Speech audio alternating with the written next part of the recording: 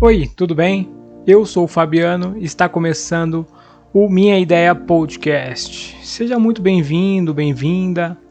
Tenha um excelente bom dia, uma boa tarde ou uma boa noite para você que me escuta aqui no podcast, aqui no Spotify, na verdade, né?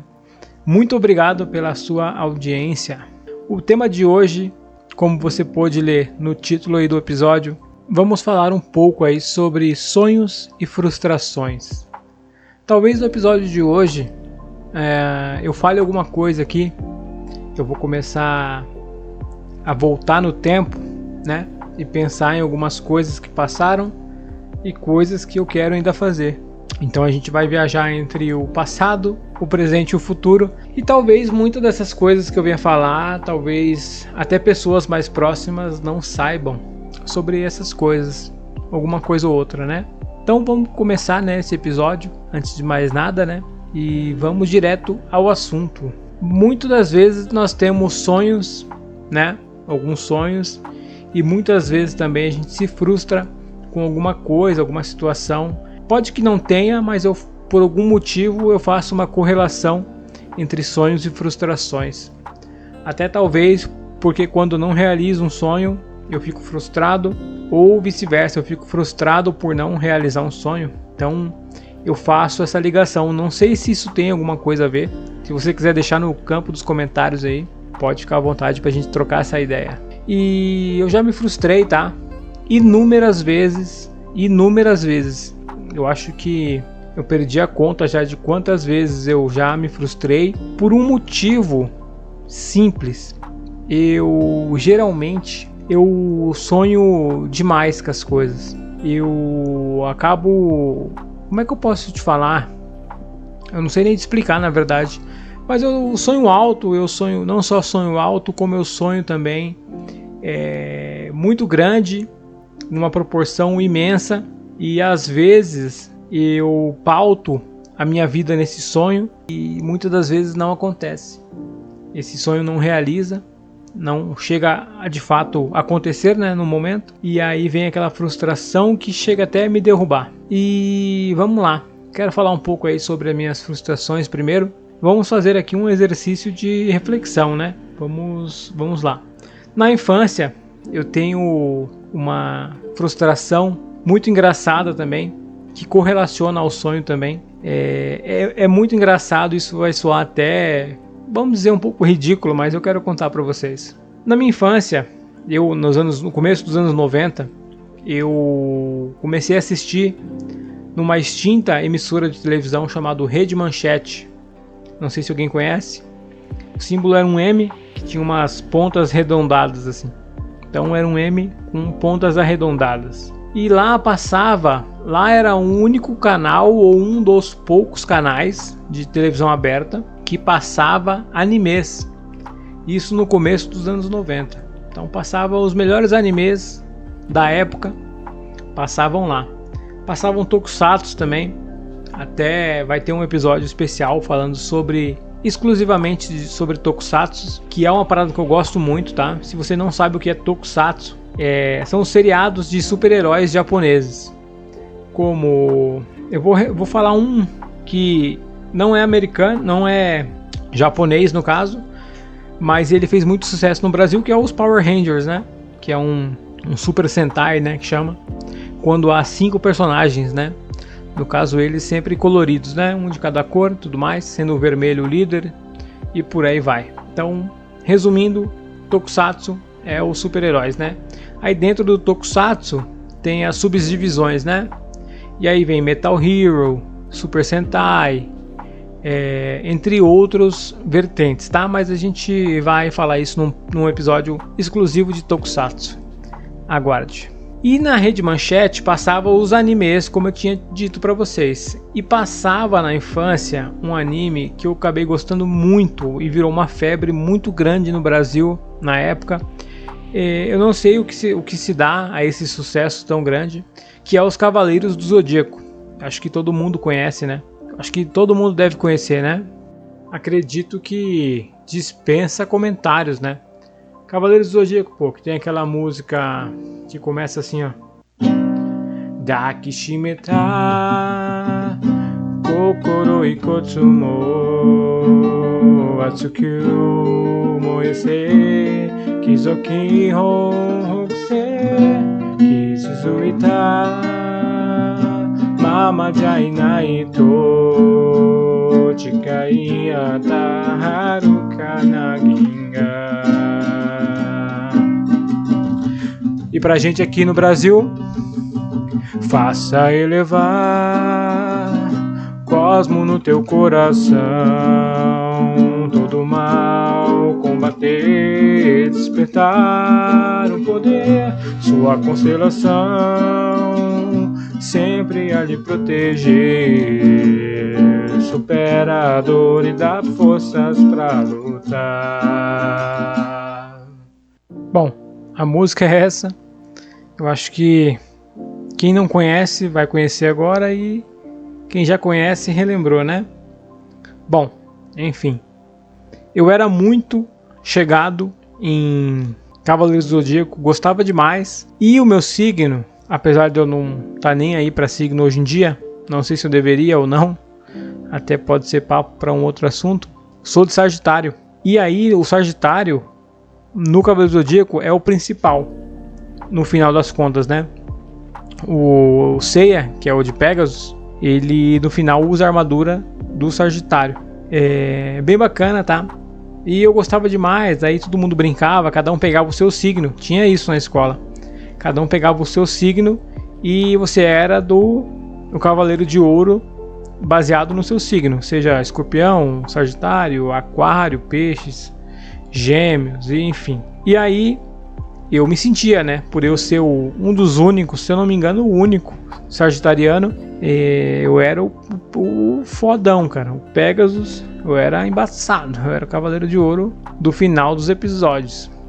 E aí, cara, a gente brincava e tudo mais, era uma coisa tranquila, normal, né? Eu como uma criança levemente fora do comum, eu fissurei demais, cara, eu fissurei demais em Cavaleiros do Zodíaco, e eu, por achar que eu era do signo de Sagitário, eu tinha que ter uma armadura em tamanho real, pro meu tamanho da época, que não dava nem meio metro de altura, eu queria uma armadura real dos Cavaleiros do Zodíaco. E eu achava ainda, além do mais, achava que a armadura existia e ela um dia ia chegar até mim, né? E nessa de querer essa armadura e tudo mais, chegava no final do ano. Antigamente tinha esse papo de você pedir um presente pro Papai Noel e fazer uma cartinha e tudo mais, e ser uma pessoa boa durante o ano inteiro e ganhar alguma coisa. Eu sempre pedia a bendita armadura de Sagitário. Eu acho que meus pais nem entendiam, tá? Pra ser sincero, o que era essa tal de armadura de Sagitário, mano. Acho que meus pais pensavam, esse moleque deve ser maluco, cara. E aí eu sempre ganhava outra coisa, mano. Chegava no Natal eu ganhava um carrinho, chegava no Natal eu ganhava outra coisa, tudo mais. Enfim. Chegou uma época que a gente foi. Eu pensava, não, mano, esse Papai Noel não entende, mano, de Cavaleiros do Zodíaco, pô, como assim, velho? Se ele manja de tudo. E um dia a gente foi no shopping. Quem é de São Paulo aí vai saber qual shopping que é, talvez. O shopping Eldorado. Eu fui nesse shopping nos anos 90. O que aconteceu? Eu lembro que foi meu pai, minha mãe, eu e meu irmão mais velho. A gente foi lá, daí a gente curtiu e tudo mais, daí teve aquela sessão do Papai Noel e tudo mais. E eu entrei na fila pra conversar com o Papai Noel. E aí eu pensei, não, agora eu vou explicar pessoalmente, mano. E aí eu lembro que ele perguntou assim, o que você quer, mano, de Natal? Eu falei, eu quero a minha armadura de Sagitário, mano, que eu sou o escolhido, mano. Eu sou o Sagitário, mano. E aí o Papai Noel ficou boiando na maionese, assim, ó. O cara ficou, assim, viajando na maionese, pensando, o que esse moleque tá falando, mano? Aí ele falou, não, eu vou te dar um carrinho, mano. Eu falei, não, eu quero a minha armadura de Pegasus, cara. De Pegasus não, do Sagitário, mano. E aí o cara me deu um carrinho, eu fiquei extremamente puto com isso aí. E aí, desse dia então, eu descobri que o Papai Noel era uma mentira e o Natal era a parada do Papai Noel era só pra o comércio mesmo, fins lucrativos, né? E tudo mais, né? Não existia e tudo mais, caiu até a ficha nessa época. E aí foi minha primeira frustração que eu tive, assim, que eu me lembro que foi um bagulho nada a ver, mas é engraçado contar. Quando a gente é criança, a gente sonha bastante, né? Só que eu sonhava muito, muito além, cara, do normal. Muito, muito além. E passado o tempo, cara, eu me frustrei com outras coisas também. Já quis ter uma banda de rock. Eu tive várias bandas, na verdade, cara. Tive várias bandas que frustraram.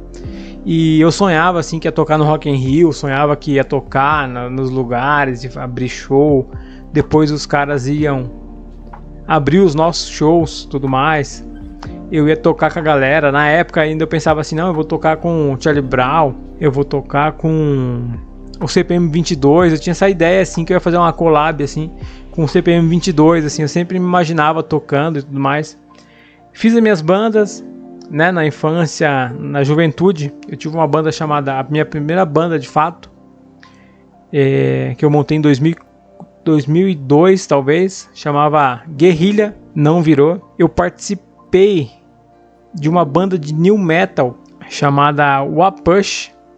Essa banda, o legal dela, que eu entrei como baterista, essa banda foi de 2008 a 2009, a minha participação, né? Eu entrei como batera nessa banda de new metal e coincidentemente eu fazia faculdade, trabalhava e tinha pouco tempo para me dedicar para essa banda. Eu fui tentando seguir junto com ela e tudo mais, mas estava muito puxado. E eu falei pros caras, eu vou sair da banda porque não vai dar, mano. Os caras arrumaram outro batera, consideravelmente muito melhor que eu. Não que eu quero pagar de humilde aqui, mas o cara era muito mais foda que eu na bateria. E a banda estourou. A banda fez sucesso depois. A banda Wapush. Eu não sei se eles continuaram com esse nome ou mudaram depois. Mas a banda fez um certo sucesso na cena de new metal no Brasil. E os caras voaram, cara. Voaram longe, tocaram vários shows da hora e tudo mais. Os caras foram fodas. Depois eu entrei numa banda de hard rock. Eu era batera, chamava Chave 13.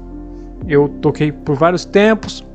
Essa banda era do meu irmão mais velho. E a gente fez várias canções bacanas e tudo mais. Depois eu acabei saindo da banda.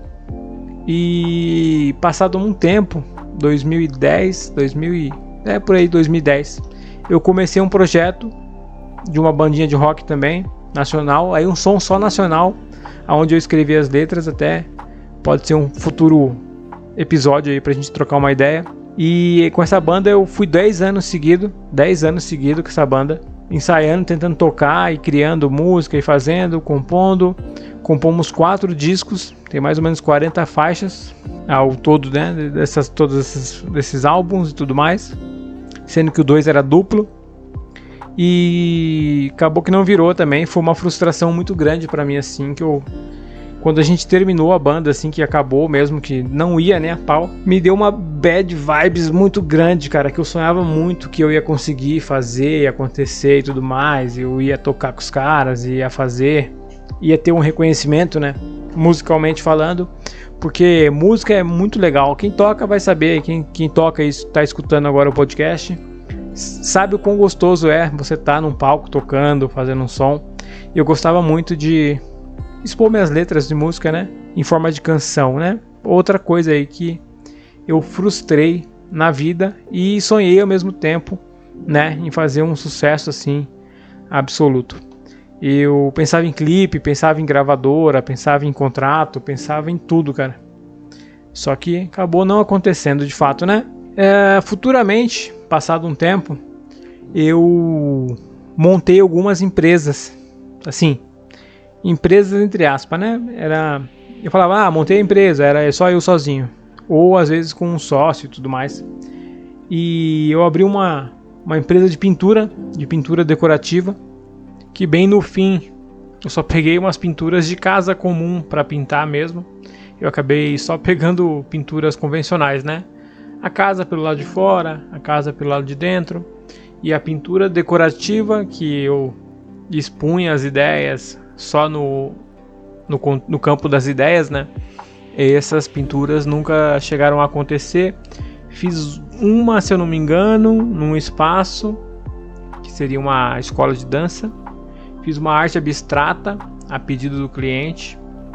Ficou complexo porque a arte abstrata ela não é fácil, né? Parece ser simples, mas é complexo. E fiz um Gohan de Dragon Ball Z na parede da casa de uma pessoa só.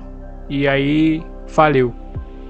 Eu achava também que eu ia revolucionar de fazer pintura e tudo mais, mas acabou que não funcionou.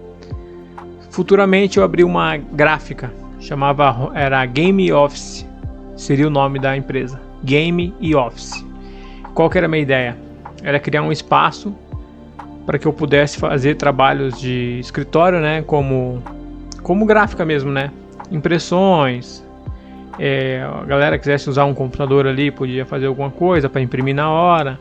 A gente ia fazer impressões, a gente ia fazer todo o trabalho que envolve gráfica, e também ia ter uma área ali de vendas também, né, na questão de vendas. A gente ia vender material para escritório, ia ter material para escola, material normal, tudo mais, enfim. Ia ter uma área ali de vendas de games também, ia ter uma parte de games para vender jogos, controles, cabos, acessórios, enfim. Até alguma coisa de computador, por que não? E chamava-se Game e Office. A gente começou fazendo uns cartões de visita.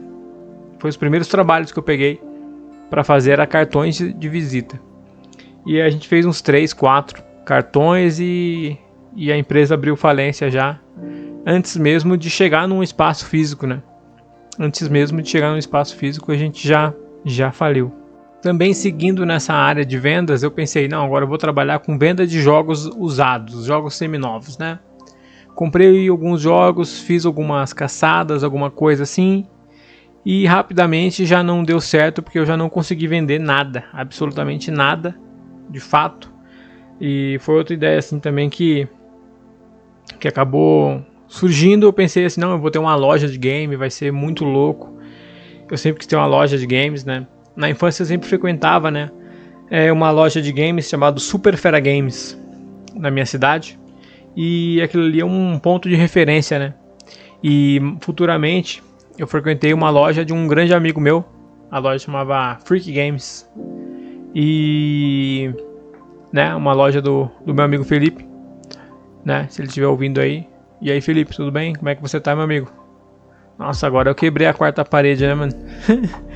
E aí, uma grande loja também, sensacional. E eu pensava assim, não, acho que eu quero abrir uma loja também. Isso muito tempo depois, tá?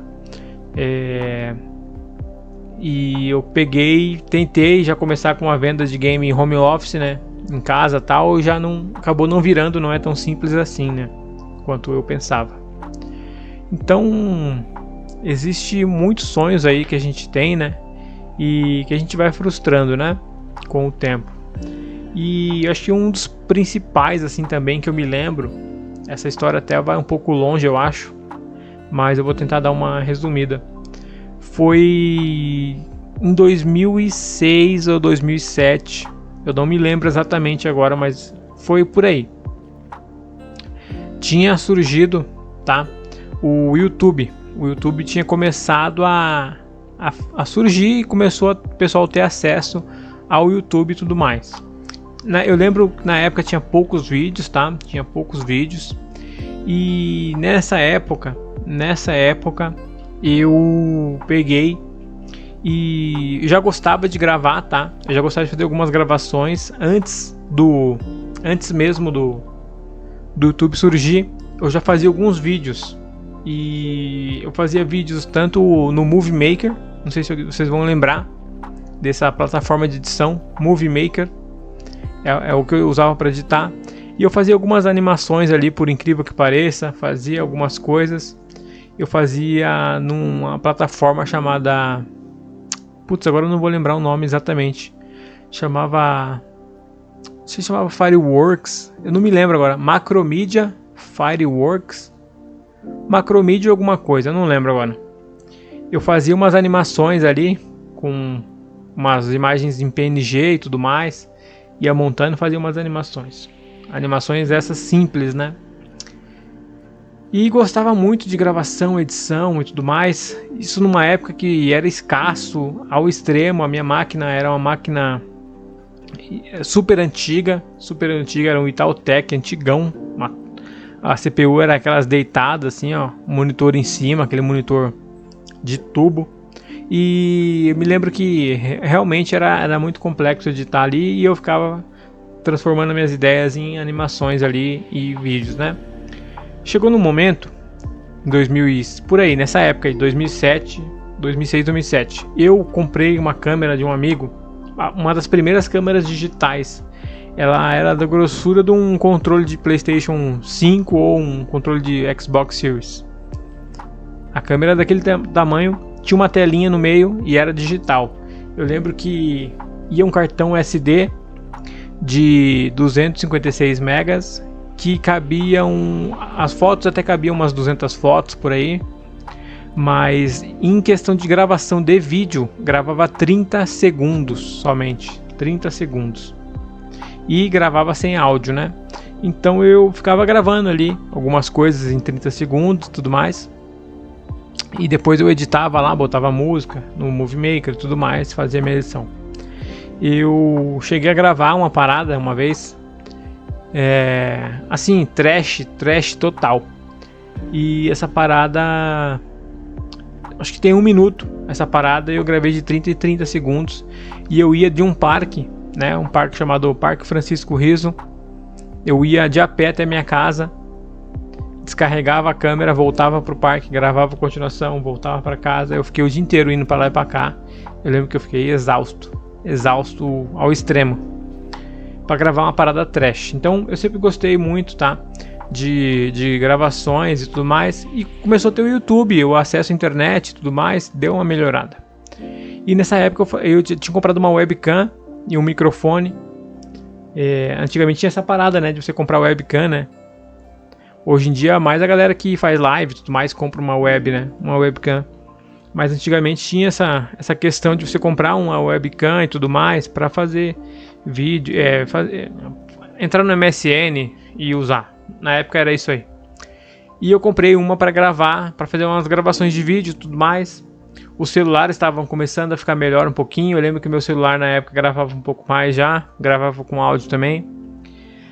E eu comecei a fazer uns vlogs, cara, em 2007. Acredite você ou não, eu abri uma conta no YouTube e eu fazia vídeos. Eu comecei a fazer vídeos no YouTube em 2007, vlogs. Aí eu comecei a fazer esse canal de vlogs, só que tinha um preconceito gigantesco na época de gravar, de aparecer, de mostrar os lugares. Como eu morava com meus pais na época, meus pais falaram assim, ó, você tá maluco de gravar aqui em casa, o pessoal vão vir aqui assaltar e vão vir te matar e não sei o que lá, tinha todo esse esquema aí. E aí eu fui obrigado a apagar os vídeos que eu gravava, né? Depois eu tentei ainda continuar os vlogs, até na rua e tudo mais, só que uma grande parcela das pessoas que conhecia falava, mano, você tá louco de estar gravando pro YouTube, mano, você tá gravando vídeo, você tá maluco. Mas mal sabiam, né, que rumo que ia tomar, né, o YouTube depois e tudo mais. Mal sabiam que proporções ia ter, né, no futuro, né, com o YouTube e tudo mais. E na época eu escutei as pessoas falando assim, até pessoas da minha família falando, não, mano, não faz vídeo, não sei o que lá. E acabei não seguindo, cara, sendo que eu tava fazendo ali algumas coisas que ninguém tava fazendo na época, tanto como vlogs, né? Os vlogs, assim, de você ir falando da sua rotina. Eu comecei a fazer isso aí em 2007. Você vê que doideira, né? Não me lembro exatamente se era 2007 ou 2008, tá? É uma dessas duas datas aí, ou é 2007 ou é 2008 que eu comecei a fazer esse tipo de conteúdo. E parei ao mesmo tempo, né? Até deletei, na época eu deletei tudo, meus canais e tudo mais. Depois eu pensei em fazer um canal de games na época. E eu comecei um canal, né? Chamado... Eu não me lembro agora o nome dos canais que eu fiz, que eu tive uns ou outros ali. Eu tinha feito um canal chamado Wii Tardados, na época que o Nintendo Wii estava em alta. Você vê que ideia fantástica, né? Wii Tardados. Daí a gente vê porque que não foi, né? Pra frente. E também fiz um canal chamado... Tive vários. Daí eu fiz o Remoto Controle. Eu lembro que eu fiz o FF Games, o Bowser Games. E todos esses canais eu começava, né, focado em gameplay e tudo mais, em falar de games, de alguma maneira, né. Muito amador na época, nossa, totalmente amador, assim, num nível extremo, né. Só que eu não seguia, cara, pra frente, porque o pessoal falava, mano, você tá loucão de mexer com esses bagulho aí, mano. Para de fazer esses vídeos aí, não tem nada a ver. E eu acabei dando ouvido às pessoas e me frustro em não ter continuado na época. Se eu tivesse perseverado com meus canais, talvez eu tivesse até sido um dos pioneiros aí na questão de vlogs e tudo mais. E eu ia ter feito meu canal de games, né? Numa época que não tinha nenhum. Na época não tinha nem o BRKS Edu ainda e o Zangado, para você ter uma ideia. Então é muito louco pensar que eu podia ter feito parte dessa primeira leva, né, de canais aí, né, que começaram no YouTube por volta dessa época ou até mais, né? O pessoal deve ter começado em 2009, 2010, né? Então eu me frustro de não ter continuado, cara, e seguido o que eu tinha pensado em fazer, né? Eu queria mexer muito com essa área, né? Essa área de audiovisual, né, no caso. Eu até pensando agora, me lembrei também que eu tentei 2 vezes trabalhar numa produtora de vídeos, cara. Isso para trás, né? Antes de ter o YouTube e tudo mais.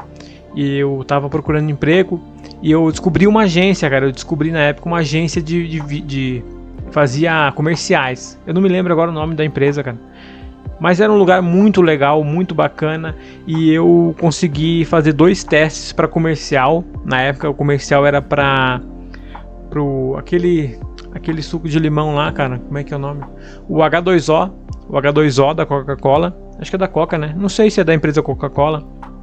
Era o H2O na época. E eu fiz o teste para comercial dele, não passei, e fiz um teste para outro comercial também, de alguma coisa que eu não lembro agora o que era. Isso eu não me lembro mais. Mas eu consegui assim esses testes só para poder entrar na produtora e procurar alguém lá. Eu até consegui achar um cara que me atendeu. Na época lá era não sei se era o diretor-chefe, o gerente, eu não lembro exatamente, mas o cara me tratou super bem. O cara chama-se Ferrer. Eu me lembro até hoje o nome dele. E o cara, eu mostrei alguns vídeos que eu fazia e tudo mais para ele, que eu tinha no celular. Ele me deu uma atenção assim, bem legal. Eu estava completamente despreparado para trabalhar com isso na época, mas o cara foi muito atencioso e educado comigo, me tratou mó bem, só que acabou que não virou, né, de eu trabalhar com isso. Então é outra coisa aí que eu sonhei em trabalhar e me frustrou. Passado o tempo, eu montei um canal sério com um amigo e a gente estava utilizando o nosso equipamento assim, tava ao extremo assim, a gente tava ao extremo, como é que eu posso falar, cara? A gente tava tirando leite de pedra, bem dizer, cara. A gente tava fazendo o milagre. Eu tinha um notebook que só tava a metade de baixo funcionando, e essa parte de baixo eu conectava, só funcionava via cabos, assim, tava que nem um paciente que está só vivendo pelos aparelhos. Não sei se ficou muito legal essa comparação, mas a máquina estava vivendo só pelos aparelhos, desligou, já era. Era um notebook que já estava surradaço no último, ligava numa tela e tudo mais, a parte. E o celular do rapaz, cara, tava também assim já quebrado e tudo mais, mas a gente usava para gravar. A gente colocava um banco, uma banqueta lá em casa.